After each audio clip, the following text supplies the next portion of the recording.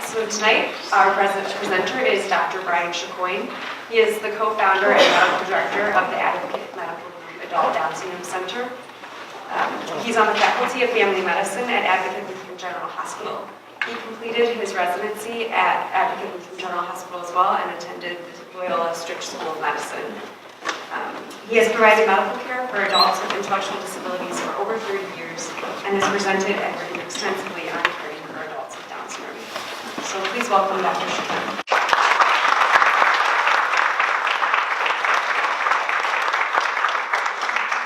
Thank you, Laura. Can everybody hear me okay? Yep.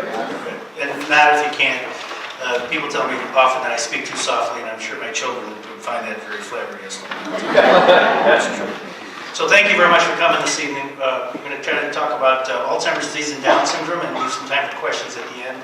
And so we'll try to get everything answered as best we can.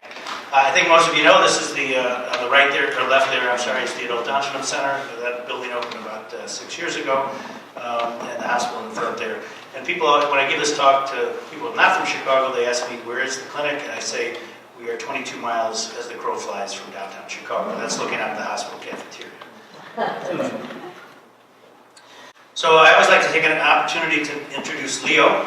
This is my great uncle, Leo Foley. He had Down syndrome, although they didn't call it that at that time. In fact, no one measured his chromosomes because that wasn't discovered as the cause of Down syndrome until 11 years after he died. Leo was born in central Illinois. That's the old family farmhouse that he's in front of there. I was in that house as a child. It's now gone.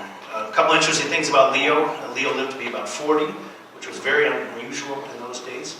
And also he lived at home until his mother passed away, and who was my grandmother, was trying to take care of the family farm and could not also take care of Leo, so he moved into residential facilities when he was about 12. So when Leo was born, his life expectancy was 9, although he did live to be 40. Certainly Leo, very unlikely that Leo had congenital heart disease. And to live to be 40 in those days would have been very unusual. But again, his life expectancy was 9. When I graduated from medical school in 1984, the life expectancy of a person with Down syndrome was 28. And now it's about 60, so there's been a huge change.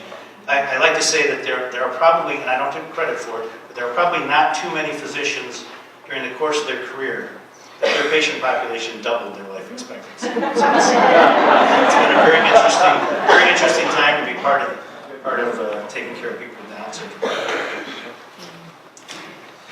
Unfortunately, however, we're not beginning to hit a plateau with people with Down syndrome. It's not continuing to go up like it did. It's not going to be 120 in the next 30 years. In fact, unfortunately, it's beginning to plateau, and why is that? This is a little study we did at the clinic. This is a little tough data to look at, but if you look at our patients in the 40s to 49, we had 23 that died we had recorded, and the leading cause of death in that group was Alzheimer's disease. About not quite 50% of them died of Alzheimer's.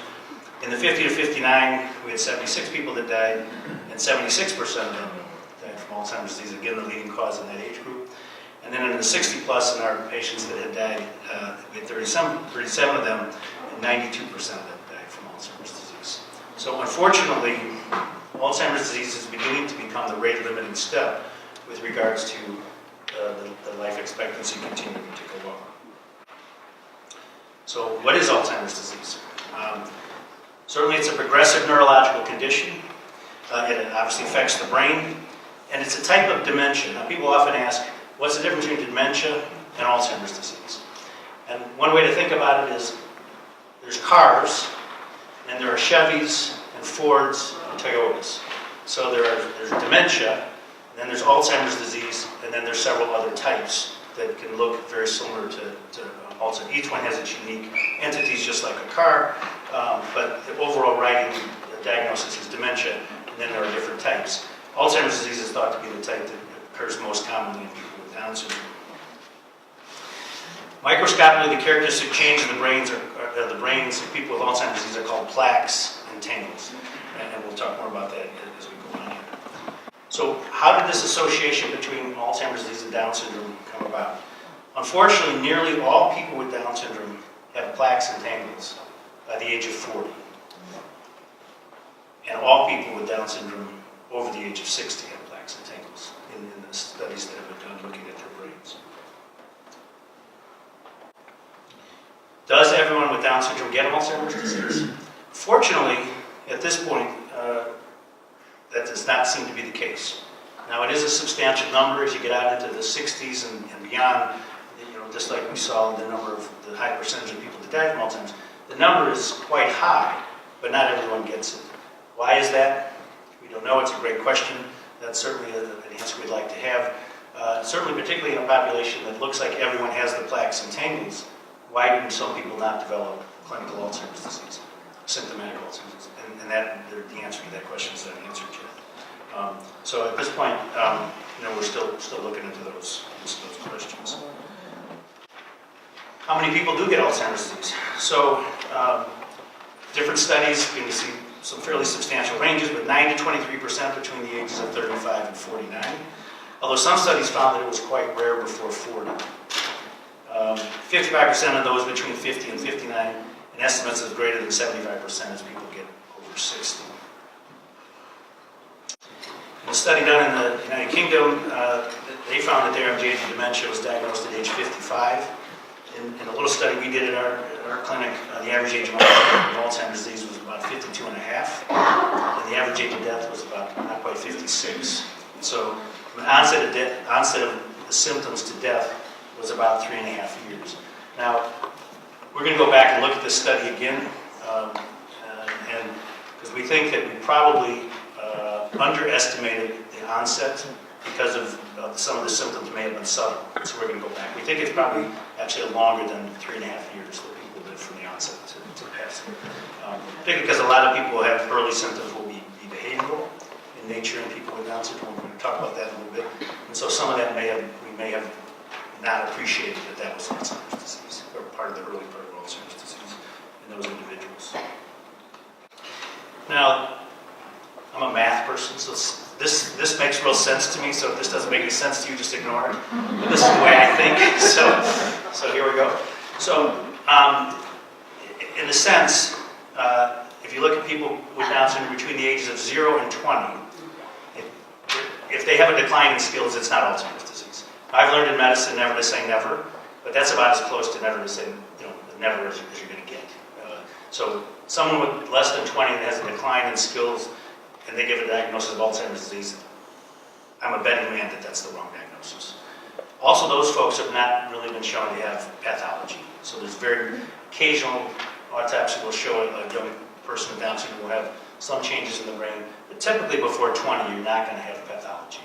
It consists with Alzheimer's disease. Unfortunately, as people get between 20 and 40, the changes in the brain begin to take effect.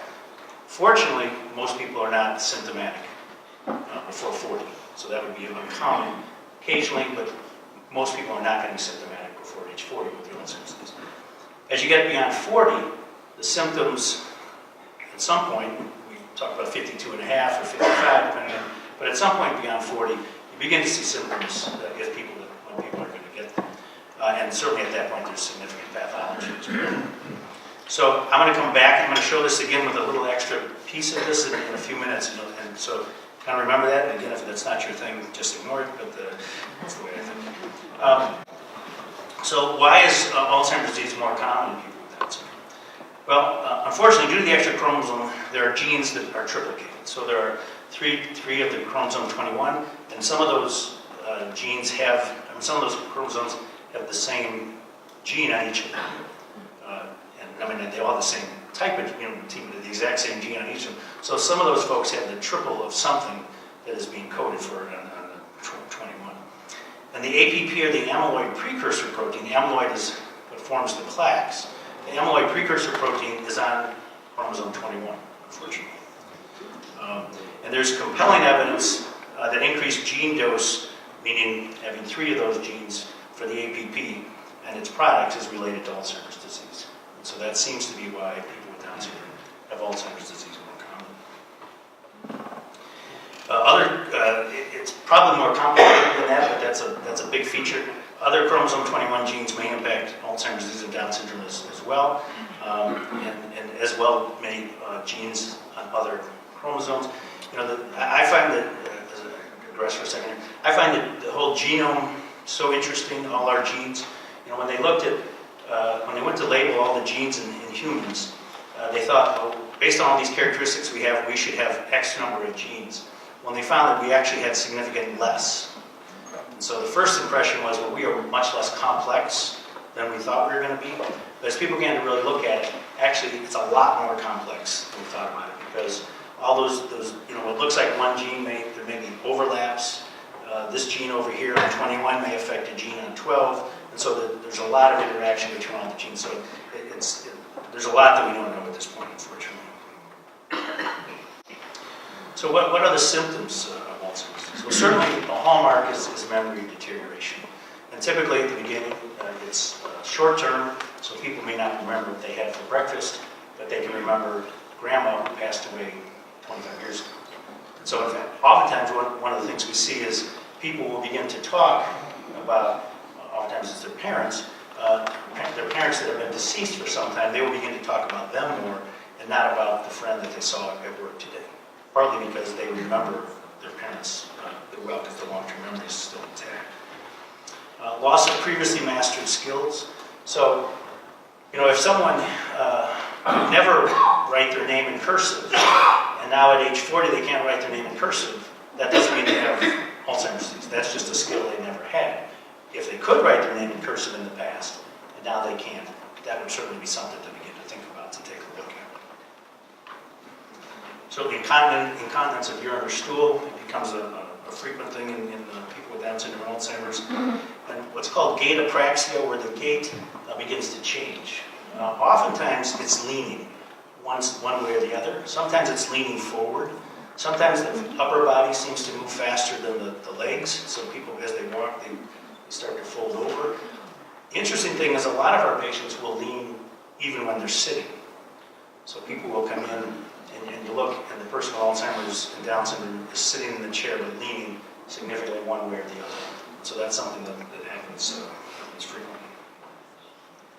Swallowing problems become a significant issue. In the way I think of this, there are areas that people with Down syndrome, on the basis of the neurological deficits that are associated with Down syndrome, tend to be a little weaker in to start with. A lot of people with Down syndrome, not everyone, but a lot of people. Walking is one of those things. A lot of people with Down syndrome don't have the most steady gait, and so it's not surprising that the gait sometimes becomes an issue earlier on in Alzheimer's than it would in somebody else. In fact, one of the things we see is that a lot of folks stop walking before they've really lost the ability to walk, because they sense this uneasiness of unsteadiness, and so they don't want to walk because they're afraid they might fall. And so they're actually still capable. Many times they're actually still capable of walking, but they stop walking. It would appear to be because of the fear. And so walking is one of those things that many people with Down syndrome, have some challenges with throughout their life. And swallowing is one of those things that a lot of people with Down syndrome have challenges with throughout their life. So it's not surprising that swallowing also becomes something that probably becomes a problem earlier in folks with Down syndrome who develop Alzheimer's disease than it would in somebody else that develops Alzheimer's disease. And unfortunately, as the swallowing progressively declines, that unfortunately is typically the terminal event, meaning as people begin to, their swallowing continues to decline, they start to get aspiration pneumonias. And most commonly, unfortunately, that's the thing that is the terminal event or causes their death with the Down syndrome and Alzheimer's. Seizures are a significant hallmark for Alzheimer's and Down syndrome. We'll talk about that in just a second. And then weight loss is oftentimes associated with it as well. It's interesting, there was a study done, that had nothing to do with Down syndrome, there's a study done a number of years ago that showed, several years ago, in the non-Down syndrome population, as people got older, sometimes they would begin to lose weight, and they would look for cancer and diabetes and thyroid and rheumatoid arthritis and all those things. And a subset of those, they didn't find any of that. But as they watched a little longer, Alzheimer's disease became the thing that sort of popped out as down the road. So appetite begins to change. I unfortunately watched my mother-in-law pass away from Alzheimer's disease, and she had been a wonderful cook. And the first thing she lost was the ability to cook. So I think that probably contributed some to her, because nobody wanted to eat, my father-in-law's food, that was for sure. And then she lost the social cues. So we eat sometimes because we're hungry, and sometimes we eat because it's 8 in the morning, noon, and 6 in the evening. And sometimes we eat because the person you're living with sits down to the dinner table. So she lost the ability to sort of pick up on those cues. And then ultimately she lost her appetite. And then that was part of her demise. And then psychological changes are a big issue in people with Down syndrome and Alzheimer's disease. There are some people that think that everybody with Down syndrome has psychological changes as the first symptoms of Alzheimer's disease. And I just realized that I forgot to record this. I'm recording. Laura's recording. Laura's recording, thank goodness. Okay. So a lot of people think that the psychological...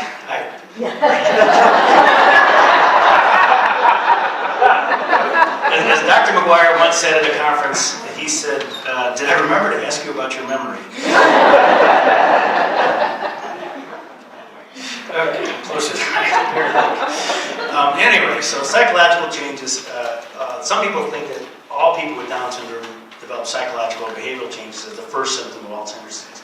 I don't believe it's everyone. I think it's a lot of people, but I certainly don't think it's everyone. But it is a substantial issue. And so we were talking about the time frame between the onset that we thought was the onset and death. I think I've become more convinced that behavior is a bigger component. So when we go back and look at that data again, I suspect we're going to see that people probably did have earlier onset of behavior or personality change than we appreciated the first time we looked at it. So that can be certainly it can be some agitated behavior, it can be depressed behavior, it can be lots of different things. One of the things that's really interesting, we really think a lot of people with Down syndrome have what we call the groove, which is where they have the tendency to do things repetitiously or the same. And so when people lose the groove, that can be a concerning sign. So some of our folks, as they develop Alzheimer's disease, they lose their groove, and so they begin to not do things in the same way that they had for a long time. And some people, actually, strangely enough, gain the groove on steroids. So it can really be either direction. Some people become very groovy, if you will, and they I grew up in the 60s, and they really kind of get stuck on things, and they have a hard time moving. That may be an early symptom as well. So certainly first you look for that pattern of decline. You got to look for the memory changes and the gait changes, the behavior changes, the personality changes. You look for all those things. And then you want to look for other causes of dementia. Like I mentioned, dementia is the overriding cause of decline in skills in generally older people. And there are a number of causes for decline in skills that are reversible. Thyroid problems, vitamin B12, sleep apnea. There's a whole host of things that can cause people to decline in skills that we have potentially treatments for those. Unlike, unfortunately, Alzheimer's, as of 2019, we don't have a cure for that at this point. But there are a lot of these other things. So for a long time, we really pushed back. We have to be very careful on not assuming every decline in an older person with Down syndrome is Alzheimer's disease, because there might be something there that's reversible that we can actually fix. And the other piece of that is there's no reason someone with Alzheimer's disease can't also have thyroid problems, or can't also have diabetes, or can't also have lots of other things. And so there may be something that we can't fix the Alzheimer's, but we may help them do better, at least temporarily, by treating whatever the additional condition is that's associated, that's not associated with, but it's a comorbid if they have it at the same time. So again, vitamin B12 deficiency, depression. One of the terms for depression is pseudo-dementia, which means that some people that are depressed look like they have dementia, look like they have Alzheimer's disease, but if you treat the dementia, they return to function. What we also commonly see is people with early onset or early symptoms of Alzheimer's will get depression, and we'll treat the depression. Depression will get better, their skills will get somewhat better, but then the Alzheimer's disease will sort of ultimately win out, if you will, and they'll continue to decline. So you can have them both together. And again, there's no reason not to treat the depression, because they can not only feel better, but they can also function better, at least temporarily. Sleep apnea, hypothyroidism, cataracts. I saw a gentleman, actually it was a woman, she was in her mid-40s, recently came, she lived distance, so they would come about every 18 months, and they came in, and she lived in a residential facility, and the staff said, we're very concerned she has Alzheimer's disease. So we went all through that, and I started to do the physical exam, and 18 months before, she had had no cataracts. And now 18 months later, she had very dense cataracts bilaterally. So she went to the ophthalmologist, had her cataracts removed, and her dementia symptoms resolved. So, there are, again, potentially things that you want to look at that might, you might be able to make a change and help them function better. So let's talk about just a recap, some of the important points. First off, unfortunately, it is more common. Alzheimer's disease is more common in people with Down syndrome. It does unfortunately occur at a younger age, so the average onset in the rest of us is closer to 70, 75, where in people with Down syndrome it's closer to the mid-50s. Unfortunately, the decline is more rapid, so the average life expectancy from onset of Alzheimer's to death in people that don't have Down syndrome is probably closer to 10 years, where it's probably half of that roughly in people with Down syndrome. Certainly, especially before 40, we have to consider other causes for decline. And so again, you really want to look to see if there is something else that's potentially reversible that you can have an impact on to treat. And we want to consider screening certainly by 40. Kind of built into the questions I ask, really whether someone's 12 or 60, sort of I'm asking about decline in skills and continence and things. Not only to sort of get a baseline of where people are, but also if there's a change to begin to, what do you want to look at? So, incontinence, do they develop Alzheimer's disease or do they have a bladder infection?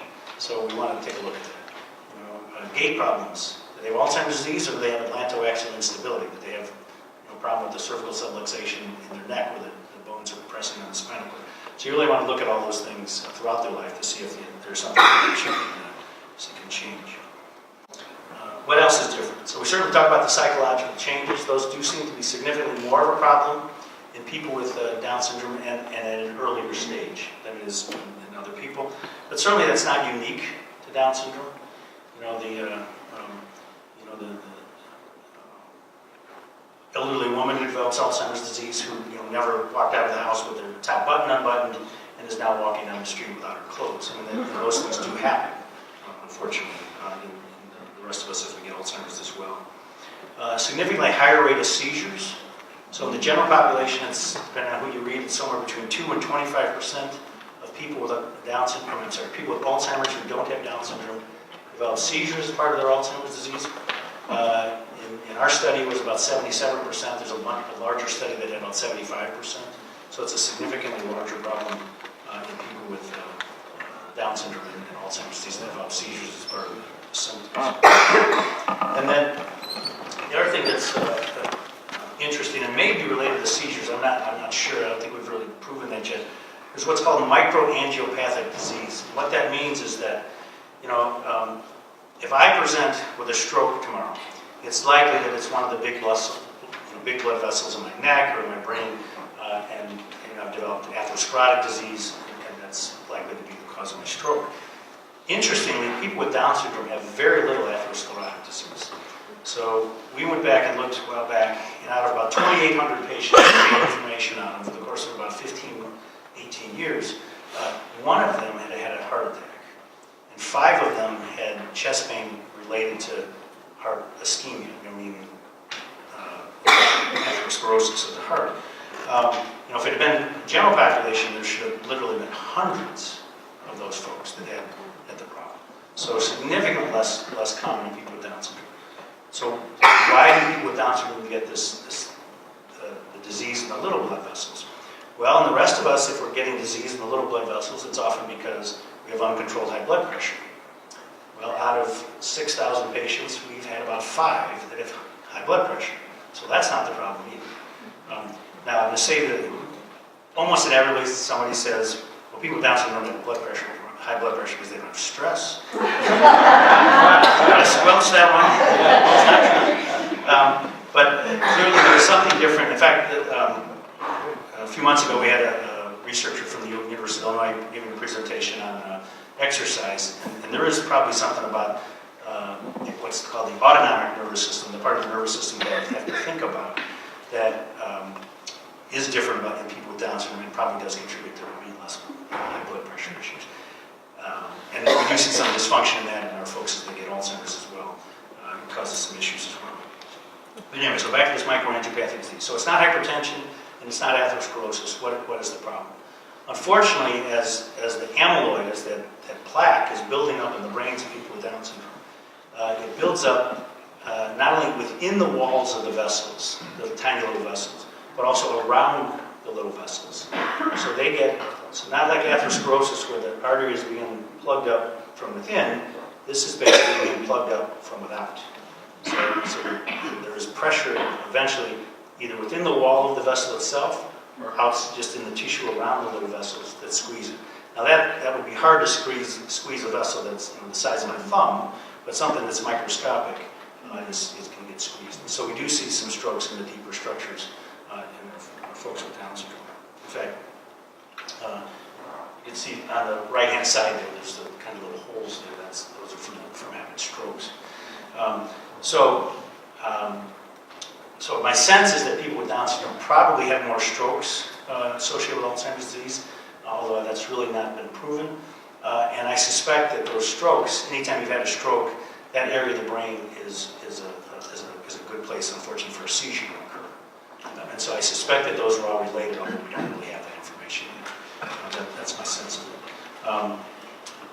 And then we're going to talk a little bit more about what the implications of the strokes may be in just a second. So we've made the diagnosis. We've either ruled out or treated all the other associated conditions or other health conditions we talked about, and unfortunately the person is still declining, and now we're convinced, unfortunately, that they have Alzheimer's disease. So how do we treat it? So first off, can we treat Alzheimer's disease itself? Can we treat some of the associated conditions? When someone has a rapid, so Alzheimer's disease is generally sort of a gradual decline, but if someone kind of starts falling off more rapidly, what's happening? Is there something there that we can do something about? And then what are some of the non-medicinal approaches that we can take with folks with Down syndrome and Alzheimer's? So let's start with looking at possible causes of rapid change. So I think, and again, this really isn't widely accepted, but personally I think some of our folks are having little strokes from these little vessels being clotted off, or closed off, and that they're getting little strokes. And so sometimes, they may have a little bit of a decline that's a little more rapid on one day than it would be on a typical day. Certainly people with Down syndrome and Alzheimer's, as everyone else with Alzheimer's disease, can have good days and bad days. So just because they have a good day one day doesn't mean that they can't have a bad day the next day and vice versa. So, and those are often reasons we have no idea. Someone may have a good day, we don't really know why, and they have a bad day, we really don't know why. And that's just unfortunately the nature of the disease. The ultimate decline, the ultimate course is decline, unfortunately, but there can be, it's not always just a direct path, it can be up and down. I think sometimes some of the downs may actually be that people may have had little strokes, but again, that's not proven. Certainly someone get an infection. I like to think of, particularly the brain of somebody with Down syndrome and Alzheimer's, but a lot of our patients with Down syndrome and not Alzheimer's have what I would refer to as a fragile brain, meaning there are a lot of insults can make the brain not function as well as it normally would. And so things like infections. So the rest of us get a bladder infection and we may have some discomfort, maybe a little fever. That may be the end of it. So someone with Alzheimer's disease that gets an bladder infection may get very, very confused and may look like they've had a very rapid decline in their symptoms. And again, unfortunately, that tends to be a treatable thing. So those are some of the things you want to look for. And bladder infection is actually fairly common in people with Alzheimer's disease, whether they have Down syndrome or not. Oftentimes they don't drink as much, and so they, they're not, so their urine is not flowing as well, and so they tend to get bladder infections. They may not respond if they feel like they need to go. They may not respond to that. They may not understand. They may lose the ability to interpret that signal. So bladder infections are actually fairly common, as is pneumonia, and particularly because of the swallowing issues. Pneumonia is a fairly common entity, unfortunately. Depression is very commonly part of Alzheimer's disease, whether you have Down syndrome or not. And certainly, again, that's something that can cause a more rapid decline, and it's something you want to look for to see if you can treat. You know, if I have any suspicion that that's part of the problem, I would often recommend putting people on an antidepressant, even when I'm not 100% convinced that they have depression, because if it looks like it might be depression causing a rapid decline, the antidepressant may actually help them in not treating it. Treating it usually does not cause a problem. You usually pick something with pretty minimal side effects. There can be some other onset or change in metabolic condition, diabetes, thyroid problems, kidney disease. You know, lots of things in a brain that is already damaged by Alzheimer's disease, and lots of things can cause that brain to function less well than it did previously. So you want to look for those things as well. And then a real common one is a very simple one, is dehydration. You know, again, this is a group of folks that is not going to drink often by themselves, and then they stop asking as well. And so oftentimes they just don't get fluids. If we're not offering, they're not asking, and so they get dehydrated. And I'm actually absolutely convinced, having now examined thousands of people with Down syndrome over the years and looked at hundreds of thousands of blood tests, I'm convinced the great majority of people with Down syndrome, even if they don't have Alzheimer's disease, go through life dehydrated. So certainly when they get Alzheimer's disease, it becomes even a bigger issue. And it really can. And it can be devastating. I mean, actually, our neighbor just passed away recently from Alzheimer's disease. She had Down syndrome, but we were constantly running over there because she was declining more rapidly because she wasn't drinking. So we were constantly running over trying to help her to drink more. So it's a very common problem. And then inadequate sleep is another issue. For any of us, you know, if we're not getting a good night's sleep, we're not going to function as well the next day. And so, you know, that's certainly true for our patients with Alzheimer's as well. So some of it may be internal issues with the sleep centers of the brain. Some of it may be external issues that need to be addressed. A number of years ago, we saw several people from one residential facility that seemed to be having some increased cognitive impairment and was concerned about Alzheimer's disease. And we discovered that the nighttime staff, one of their jobs was to vacuum. So you don't have to have an MD to figure it out. And pain is another one. You know, pain is a very interesting. I mean, we could talk all night long just on pain by itself, but short. Pain is a very interesting thing in people with Down syndrome. Do they perceive pain? Do they not perceive pain? How much do they perceive? Is there a point? There's some studies that suggest that there's a point where people with Down syndrome, some people with Down syndrome perceive pain less, but then they sort of reach a magic threshold, and then they actually perceive pain more. So there's some very interesting studies on pain in people with Down syndrome. But pain can be something that really does make people function less well. And so oftentimes we'll also try, if, you know, these are an older population that has more osteoarthritis than the rest of us. You know, could it be that they're having discomfort from osteoarthritis? And so that's something I'll often try if people are declining more rapidly than I expect. I'll just try putting them on something to see if, usually they can't tell me, but I'll try putting them on something to see if that helps them function better. What are some of the non-medicinal things? Well, I really encourage you to go to the Scotland Down syndrome, whatever it's called. It's too tiny for me, but anyway, just Google Scotland and Down syndrome. This is a great book, the pamphlet they've put out on some of the things that they do just they recommend in the environment. When I read this, I think, man, I really wish I had written this. This is really good. And it's not, you know, as you read it, you'll see all this really makes, you know, really good sense. But they were smart enough to put it all in one resource. So some of the things they talk about, these are pictures out of it, just shadows and light. You know, the picture on the left with the shadows can be very confusing to somebody with Alzheimer's disease. It can cause them to trip. Certainly falls, you know, we talked about people being afraid, so falling, not only the injury and the pain and what that could cause, we talked about, but also just a fall may make them more fearful. So they may lose function just because they have fallen once, just because the lights were not on, or the carpet was raised, or whatever the case would be. So those are some very basic issues. And this one, I think, is so interesting. They have a plate with this as well. So just the simple thing of having a toilet seat that's a different color, and so that it's easier to tell, be able to discriminate where the toilet seat is and where the bowl is and where the floor is, particularly if the floor is white. That can be very confusing. They have a great picture of mashed potatoes. I think it's mashed potatoes on a white plate versus mashed potatoes on a colored plate. So just little things like that make it easier for a person who's declining in skills to continue to function better. They talk about things like putting, a sign that says Joe's room, with a picture of Joe by his door, just so it's easier for Joe to find his room, kitchen, or other things. So some simple things that allow people to function better. Katie Frank, Dr. Frank is in the back there.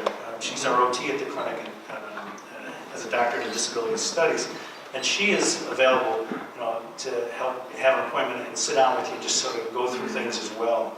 If someone is declining, whether it's Alzheimer's or any other reason, to really kind of go through and give you some tips.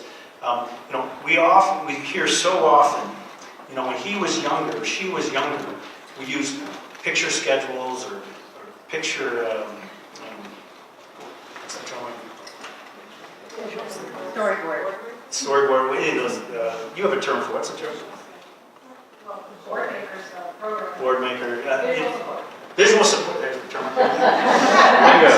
Word searching. Forgot the term.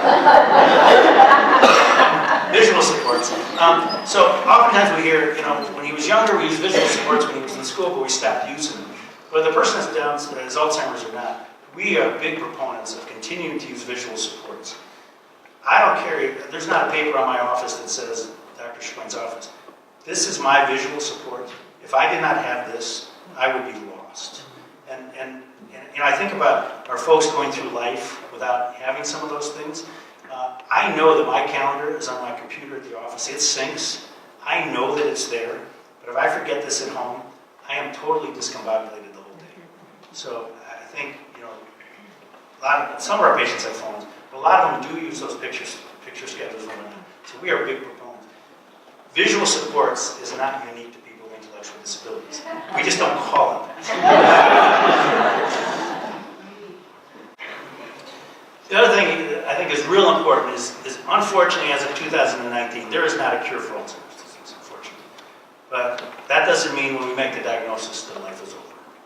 We really want to try to help people enjoy the time that they have, whether that be 3.5 years or 5 years or 8 years. We certainly have had people with Down syndrome and Alzheimer's who live 10 years from the diagnosis. So some people may live a significant length of time. So we want to provide the best quality of life. Do what can still be done. Let's not focus on the can'ts. Let's focus on, that sort of goes back to when the person was 5. Let's focus on the cans, not the can'ts. And that's important for folks with Alzheimer's disease as well. Friends and family are huge. Even our folks that are in the advanced stages, where they're not remembering your name, or they don't seem to remember your face, I am absolutely convinced that they remember that you are familiar. And that is still very reassuring. And that is still a real gift for them to have that.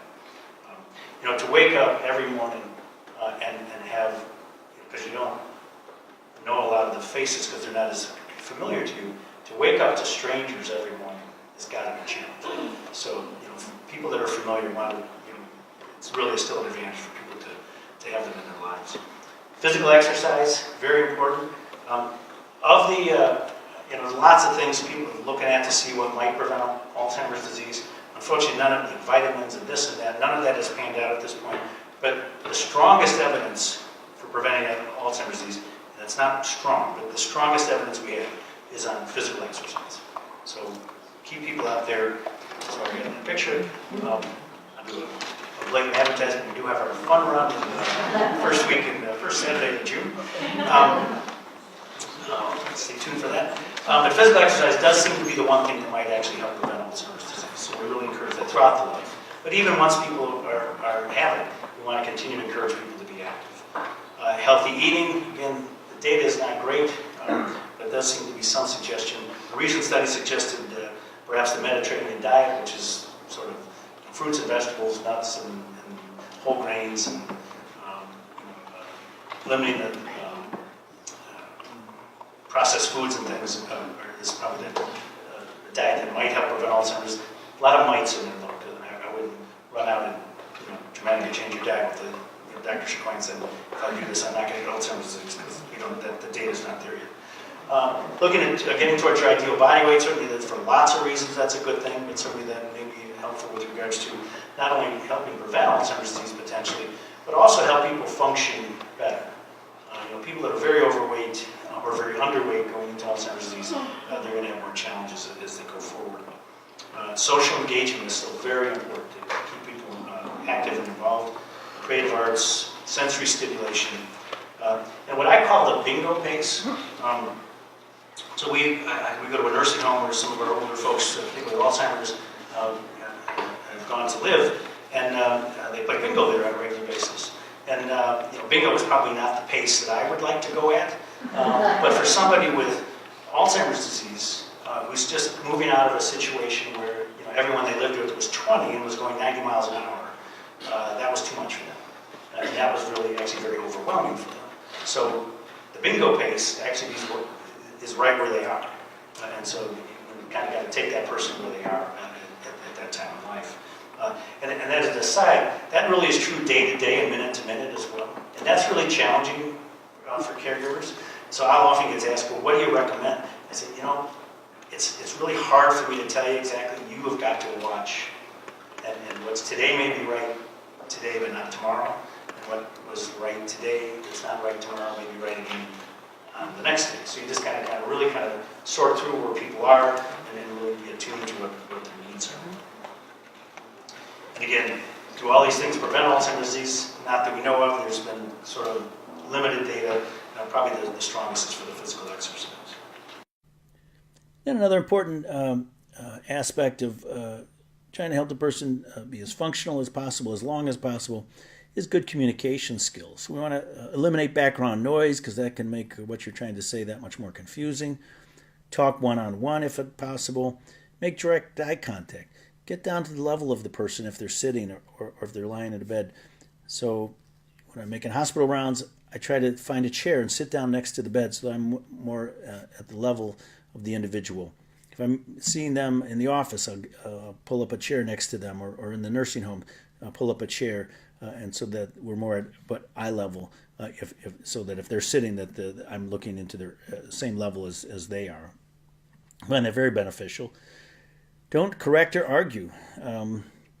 It's been said that if you argue with a person with Down syndrome, if you argue with a person with Alzheimer's disease, only one person's gonna win, and if you argue and find that displeasing, then there's only one person to blame, and you can probably guess who that is. So the person with Down syndrome and Alzheimer's disease, you're just going to be making them more agitated, potentially, and or confused. Oftentimes we just find that the best way is just to sort of back off, wait a few minutes, and then go back and address it again. And oftentimes that will solve the problem. Obviously, there's limits. If they want to go, play tennis on the interstate, that's unacceptable, and certainly that's going to have to be addressed. But since that's a rare occurrence, most of the things are not safety issues, and they're more just, if the person is saying that the sky is purple with pink polka dots, it's really fine to be purple with pink polka dots, and actually having a conversation 5 minutes later, they may have a different opinion. And so it's, again, generally we recommend don't correct or argue with the individuals because it just makes them agitated. Take time to listen to words and tone. Oftentimes the individual may not have the words, but the tone can help guide them. And really it's important to listen and to try to decipher what they're trying to say. And then validate their feelings.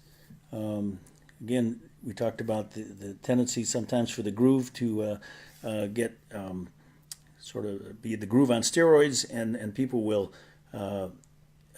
get very locked into some things. And you want to just validate their feelings, and then, if possible, gently redirect them from there if that's appropriate. But validating the feelings is a very, very important first step. And then slow down words and actions. Again, we've referred to the bingo pace. A lot of the folks just need to move a little slower, and if we try to move them too quickly, then we will cause challenges. I think of there's a great story of Henry Nouwen, who was lived at the L'Arche facility up in Toronto, and this had nothing to do with Down syndrome or autism. I mean, Down syndrome or Alzheimer's. Actually, was a gentleman with autism, but he tells the story that if you tried to hurry him up through his routine, at some point he would stop his routine, and then if you tried to get him going again, he would have to go to the beginning. And so it would be that much longer. So again, slowing down words and actions are not only respectful, but oftentimes will actually help the person function better and cause less things like going back to the beginning or having a meltdown or getting agitated. And actually, so it actually can be very beneficial from not only from a respect standpoint, but also just in helping the person manage the day. Short, simple sentences are beneficial and to limit confusion. Cues and gestures, using your hands as well, and facial expressions to support what you are trying to say. Limit choices. Making choices can be very difficult for people with Down syndrome and Alzheimer's disease. Some families will have gotten to the point where they will only put one outfit in the closet for the next morning, and so that the choice is very simple, or maybe just two choices. Some individuals insist on wearing the same outfit every day, so the family will buy 3 copies of that outfit, and then when they take it off at night, wash the one and then have the second one there ready for the next day. Maybe not the best fashion sense, but certainly can be very functional for those individuals that find it very challenging in those selections and in those not doing the same thing over and over. Break down the task into smaller pieces. It is one of the things we see often early on in Alzheimer's disease is the challenge to do multi-step tasks, and that can be quite challenging. So if you ask the individual, we're about to leave, can you go upstairs, brush your teeth, put on your shoes, and grab your coat? And you go up 10 minutes later, and the person's standing in the bathroom with the toothpaste in one hand and the toothbrush in the other hand, kind of frozen, not really quite sure where to go. So if you can break those tasks down, let's go, please brush your teeth, and then when that's finished, comb your hair, get your clothes on, whatever the case may be, and that seems to be a more functional way for a lot of people to operate. And then using gentle touch, being overly forceful, certainly with any touch, can be very agitating and non-productive, and certainly not respectful. The gentle touch can help guide the individuals in the direction similar to the cues and gestures, but doing it in a gentle fashion is key. And then using visual supports, as are noted here. Oftentimes we hear that families will say, well, my son or daughter used visual supports when they were a child, but we don't do it as an adult, or we don't want to, we're not sure that would work with Alzheimer's disease, but we often find that it can be very beneficial. And I really do think that we all use visual supports in one form or another. For example, I have my cell phone with me with my calendars and other reminders that I use on a regular basis as my visual support. So very functional for all of us and for most of us, and certainly can be quite functional for people with Down syndrome and in particular those with Alzheimer's disease. So things like sometimes residential facilities will put the individual's picture on the door of their bedroom to help them get to their bedroom, or we'll put a picture of a spoon on the drawer with the spoons, etc. So things like that, toilet on the bathroom door, just to help the person find their way around and actually improve their function and help them optimize the use of their cognitive skills that they have left. What about challenging behaviors? So what are the causes? So really kind of break it down into 3 things. One is caregiver triggers. So we talked about arguing or reasoning with a person that is very dead set on, the sky again is purple with pink polka dots. Arguing or reasoning with that is really usually not functional and actually oftentimes can create some very challenging behaviors. Physical triggers, we mentioned pain and other health conditions that can cause the person to feel poorly and to cause them to be agitated or have other challenging behaviors. And then environmental triggers, so noise. We mentioned the noise with the sleep, but really any loud noise is a common thing. Temperature, clothing that has a tag on it that's irritating. It can be a lot of things that we need to look for to see if it's one of these three things that are contributing to challenging behaviors. Certainly before one would consider any medications, we do want to look for these things and rule them out or address them. Certainly less side effects than the medications, but also we don't want to just mask over what may be a situation that's causing the person discomfort in one fashion or another. So how do we treat associated symptoms? There might be a depression, anxiety, agitation. Those are, we won't go into all the medication use for this. That could be a presentation all on its own. But again, there are certainly medications for these things. But again, the message I can't say enough is that we do really want to look for other underlying contributing causes before treating with medication. But these would be common symptoms that we do to see that are associated or comorbid conditions with Alzheimer's disease. What about medications for Alzheimer's disease itself? So there are two categories: the cholinesterase inhibitors, such as Aricept, or the NMDA receptor antagonist, the memantine and Namenda. Also in the cholinesterase, there's rivastigmine, galantamine, razidine, and others. There was a Cochrane review, database review of these medications in people with Down syndrome, and they did not find that they were of benefit. My sense is the same. I've really not found them to be of benefit. If you were to talk to some others in our office, they feel that they have gotten some benefit from them. I've not been really that impressed, and certainly I've seen a lot of side effects, particularly with the cholinesterase inhibitors, the decreased appetite, the weight loss, and the possibility that they contribute to seizures in a group of people that already has a tendency towards developing seizures with Alzheimer's disease. And the memantine, we've seen a lot of agitation, constipation, diarrhea, confusion, dizziness, drowsiness, and so there are a number of side effect issues. The agitation has been probably the biggest problem we've had with the memantine, and it does oftentimes change someone who is unfortunately cognitively declining but is still happy to someone that's has cognitively declining and now is agitated and unhappy. So it can be a very challenging problem with the side effects. And again, both the studies and my personal experience is that the benefit is exceedingly limited.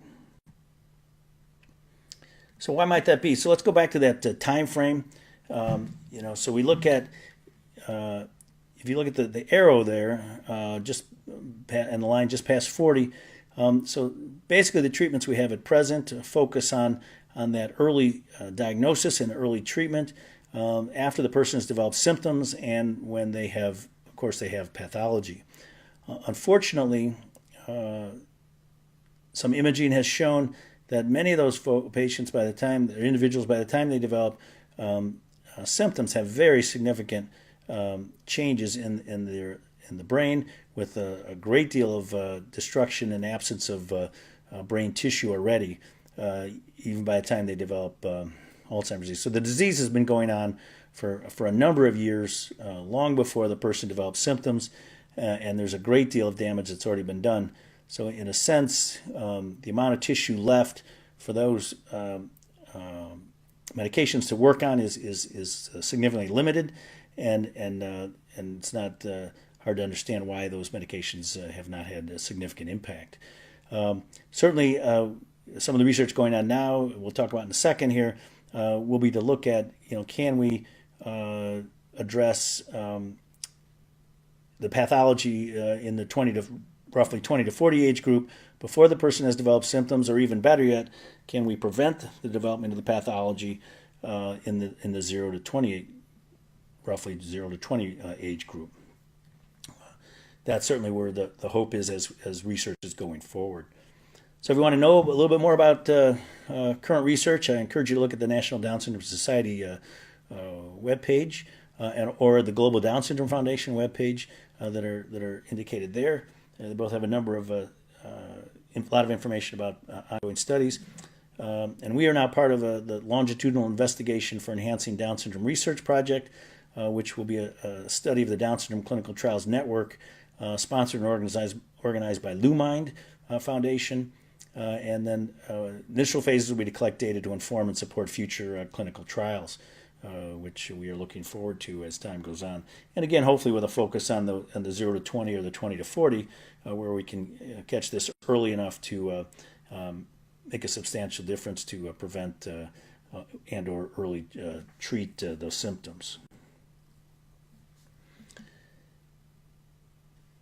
Also in our office, we have the Down syndrome and Alzheimer's disease support group, and it's something I would encourage other families to that are not in our area to think about. The families really do support each other very well, and then we will then have staff and the providers also provide information at times, and but again, just even sometimes just getting together for the families to support each other is a very beneficial aspect of the support group. If you'd like to have more information about Down syndrome or Alzheimer's disease, please feel free to look at our webpage and or our Facebook page. We have lots of information on there, and we also have a lot of information that we're developing for people with Down syndrome, as well as families, as well as professionals. So I encourage you to take a look at that. Or if you'd like more information and would like to go to our webpage and sign up for our email newsletter, feel welcome to do that as well. I'd like to go back to this idea about these mini strokes. The plaque builds up on the inside and on the outside, which causes these mini strokes. So I should have kept my. I made this very goofy schematic of it. But so if the way I think of it is you look at the typical atherosclerosis that the rest of us. So it's a big blood vessel, and inside builds up the cholesterol and whatnot until a point where the opening is closes, so that can cause a stroke. Well, people with Down syndrome don't typically get that. So if you look at a very tiny little blood vessel, so it's not being clogged from the inside, but the wall, or around the wall, the amyloid is building up. So at some point it builds up to a point where external pressure on the vessel could actually close it. So in people with again, this doesn't happen to people with Down syndrome, but in people with uncontrolled high blood pressure, one of the things that happens is that the muscles in the little blood vessels thicken to protect itself from the elevated blood pressure.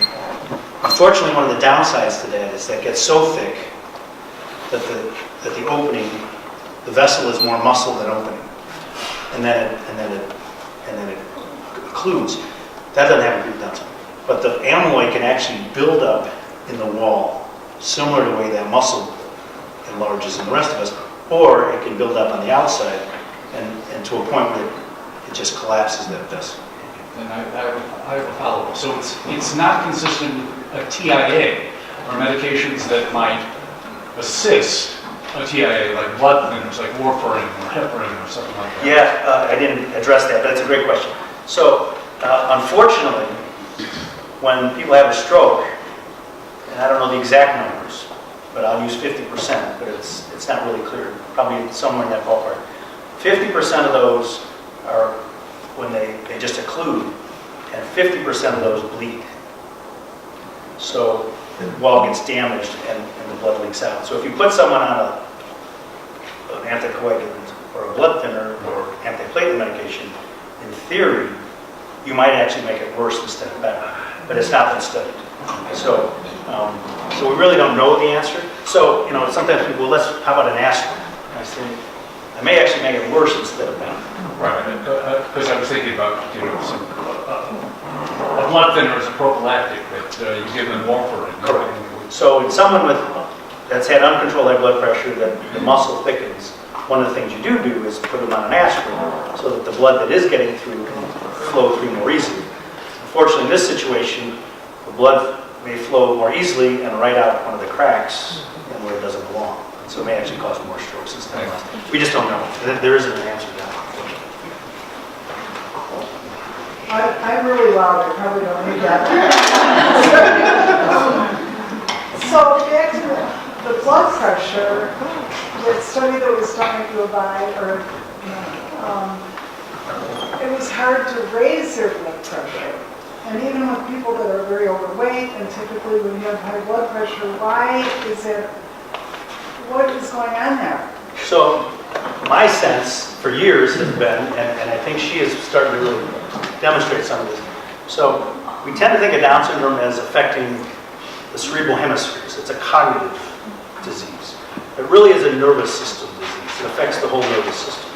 So the other part of the nervous, one of the other parts of the nervous system is the autonomic nervous system, the part we don't have to think about. So that part of the nervous system is also working differently. So the upside to that is that we see very little high blood pressure. The downside to that, we see a lot of people with too low blood pressure. They don't drink enough, they stand up too quickly, and they're hitting the floor. The other upside to that is we don't tend to see asthma in people with Down syndrome, and that's also mediated by that part of the nervous system. The downside to that is constipation is also mediated by that part of the nervous system, and we see tons of constipation. And bladder, the ability for the bladder to contract and empty is also moderated or whatever by that part of the nervous system. And so we see a lot of people with large floppy bladders that aren't contracting down. So that's the way I put it together in my mind. I think she's not looking at the bladder and these other things, but she is beginning to explain to some of this with regards to the blood pressure. So that, to me, that's always made the most sense. I think the research is just not quite there yet to really sort it out. So that's the way I think of it. The Down syndrome, unfortunately, is more than just the cerebral hemispheres. You know, I think that's part of the reason people have some unsteadiness to gait. If you look at the back of the brain that controls balance, that's not normal in people with Down syndrome as well. So it really is more than just the thinking parts of the nervous system. In your research and study, have you come across anything where the amount of mercury in your system has something to do with Alzheimer's? Yeah, that has certainly been looked at. The same thing with the aluminum that they looked at years ago, and that has not panned out at this point, but people are still looking at that. I don't know that anyone's looking at specifically Down syndrome, but certainly looking at Alzheimer's disease. So lots of toxicities. I remember as a third-year medical student, unfortunately, a woman came in and we thought she had Alzheimer's disease, and unfortunately, she had the strangest story. She sat below the plants in the family room, and the family was putting something on the plants, and she had metal poisoning, like mercury or something, whatever they're putting on the plants. So it does happen, but at least at this point, it doesn't seem to be associated with Alzheimer's disease as far as we know with people. I have two questions. Are the slides going to be available for download? Yes. Okay. And then secondly, with the seizures that happen, are they something that is easily recognizable as a seizure, where it's like flailing, or is there more subtle seizures that you need to look for? Great question. So really the seizures are the whole gamut. Right. So they can be from what we would typically think of as seizure, a tonic-clonic, what used to be called grand mal seizures, where people fall and their limbs shake and they lose consciousness and they have incontinence. It can be that, and it can be probably what we see more commonly, or what we call, or what many people call myoclonic jerks, where it's just sort of one little thing like that. Now, oftentimes we don't even treat those because we find that the treatment is actually worse than the disease. So they actually have more. If you put them on a medication, they have more side effects than that's just bothering. Clearly, some people, it's their whole body, so one jerk might actually knock them down and injure them, so that certainly we would treat it in that case. Some people have multiple myoclonic jerks of their arms and they can't eat because it's often enough that it's hard for you. So we certainly treat it in that situation. If it seems to be bothering the person, we would certainly treat it. So it really varies, and it's really everything in between. So it can be subtle things that may not be a typical grand mal seizure. Thanks for doing this. Very informative, so thanks to you and your staff. 2 questions.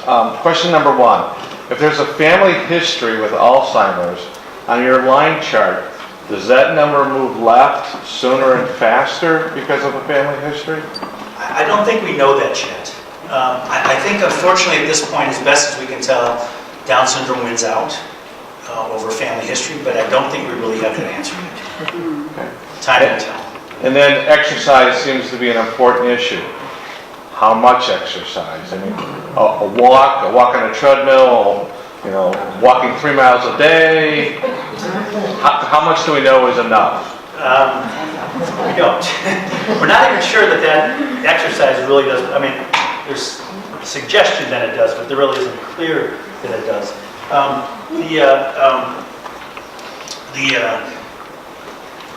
You know, at least a good rule of thumb is at least 30 minutes, at least 3 times a week. Personally, I think 30 minutes at least 7 days a week is a good idea. But I don't think. I mean, I don't have data to support that, but I think It can't hurt. it can hurt. Right. I mean, we're not asking folks to run the marathon and whatnot. I think just get out there. You know, we did a study several years ago and looked at our folks that tended to be closer to their ideal body weight. Didn't necessarily exercise. They just had access to recreational activities. So the way I look at it is turn off the television and get off the couch. Yeah. What you do after that probably isn't quite as important as those first 2 steps.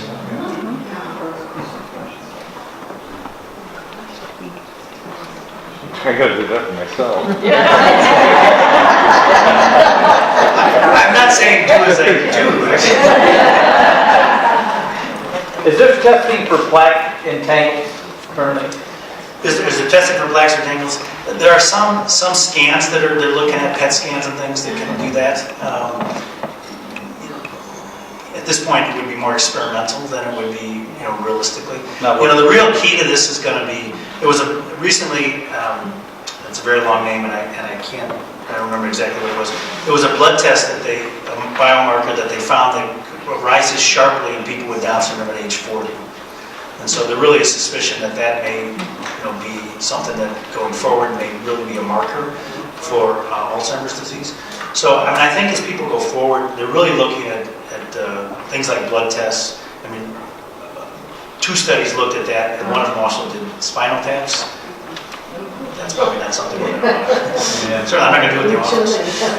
You know, so something simple, relatively simple, like a blood test. I think ultimately, you know, one of the things when, for example, I talked to the neurologist here, who's really an expert in Alzheimer's disease, and I talked to him about, you know, looking at studies for people with Down syndrome and Alzheimer's. One of the challenges is how is the diagnosis being made? And it is, I mean, you saw it is challenging. We don't have, you know, really, when we get a blood test that's a yay or a nay, that's going to be golden. Because, you know, like this one that shoots up at 40, you know, if this ends up being the one, you know, if you could give something at age 30, and then at age 40 that doesn't go up, you know, you've done something. So I think those are the things going forward that we really will see. So things like, particularly for our population, PET scans and things can be challenging. It really is experimental anyway at this point, but you know, some of these scans can be very challenging. One of the things we find that I'm very cautious with is that a lot of our folks with Alzheimer's disease that undergo anesthesia never recover well from the anesthesia. So I'm very stingy with anesthesia in our folks with Alzheimer's disease. The way I look at it, you know, they're declining, and then they get anesthesia, and then they take a dip down. And most of us will have some dip in our cognition after anesthesia. They'll get back to where we were. But what we see in some of our folks with Down syndrome and Alzheimer's disease, they're declining, they get that dip, and they never get back up. Now they've developed a new line. And so they seem to have lost a gap. Is what our experience is. Before also? I mean, even if they haven't presented yet? No, this is in our folks with Alzheimer's disease. So I'm pretty stingy to send our folks for anesthesia. So, you know, to do a scan at this point that really, particularly a scan if it says yes, they've got plaques, well, we're pretty sure they got plaque, I mean, because they have Down syndrome. And then I don't have the that I can offer them to do anything about it differently, I would be pretty reluctant to send somebody under a scan, particularly if they had to have sedation or anesthesia. Yeah, thanks for this whole thing. This is really helpful. But I just want to go back to the business about the more microangiopathic disease. How does that express? I mean, what are the effects? Well, we don't know. This is speculation. Don't go out of here and say, Dr. Shukoin said absolutely. My suspicion is that it does contribute to small strokes. And I suspect it also is probably related to more damage. So we know in people without Down syndrome, we know that someone that's had a stroke is more likely to decline more rapidly with their Alzheimer's disease, for example. It's sort of two strikes, in a sense. So my sense is this probably does contribute to the decline, may contribute to the seizures, but I don't think we really know that.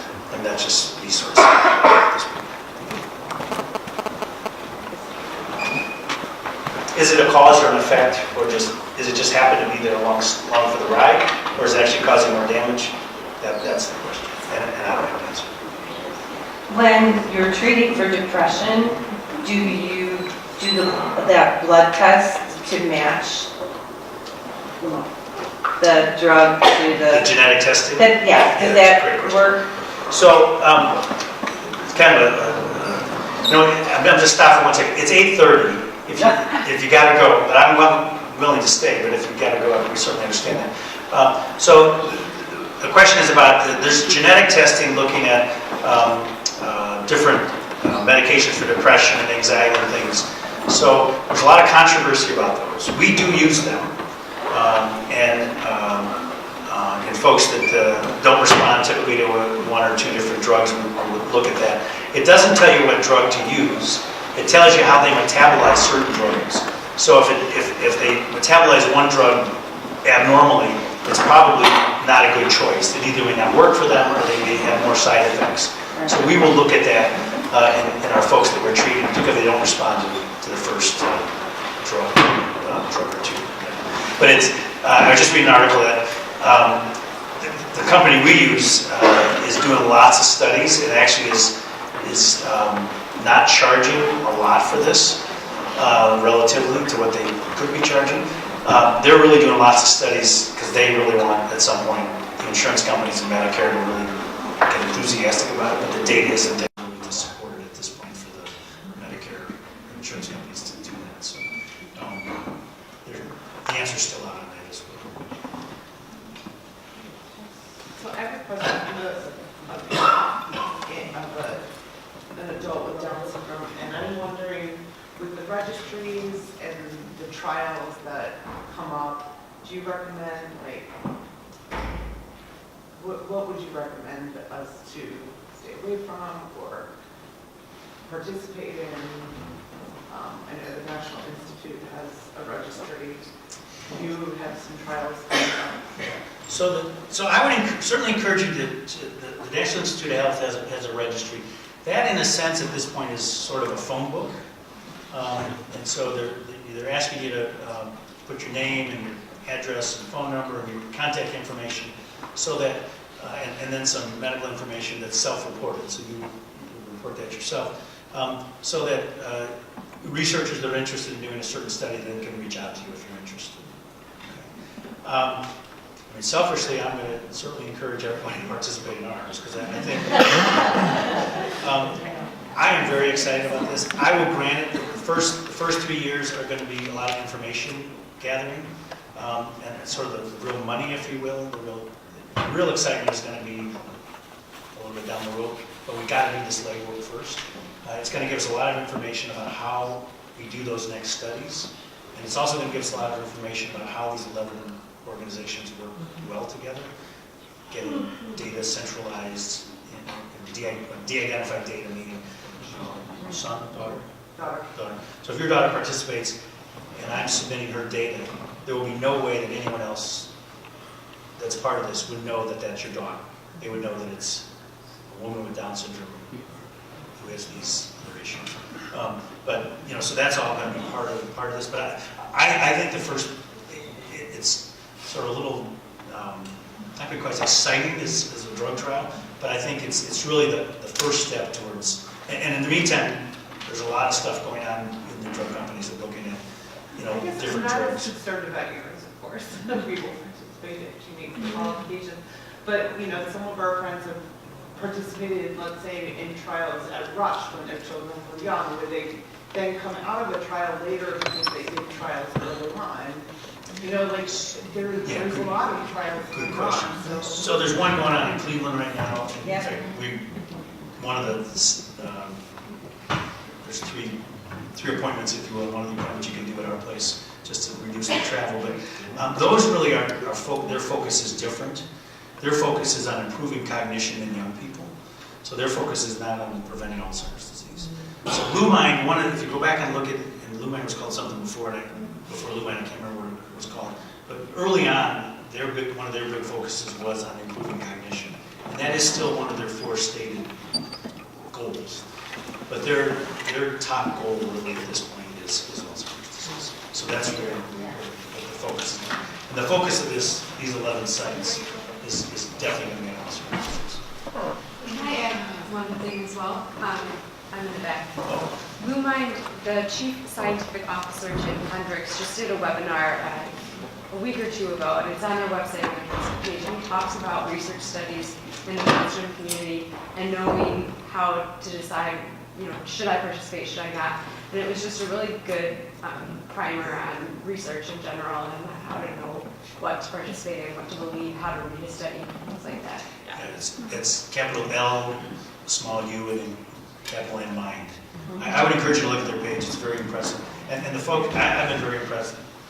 The year or so we've been talking to them, I've been very impressed with them. So I would encourage you to look at that. You said about anesthesia with Alzheimer's, that what if a child from birth to their 40s had numerous surgeries where they're being put under anesthesia? Does that make their chances of getting it earlier and faster? There's no suggestion that that's the case. So you're just saying once they are diagnosed, if they have surgeries, they could decline that quicker from what you... At least in our experience. So I really appreciate you listening and reviewing the topic of Down syndrome and Alzheimer's disease.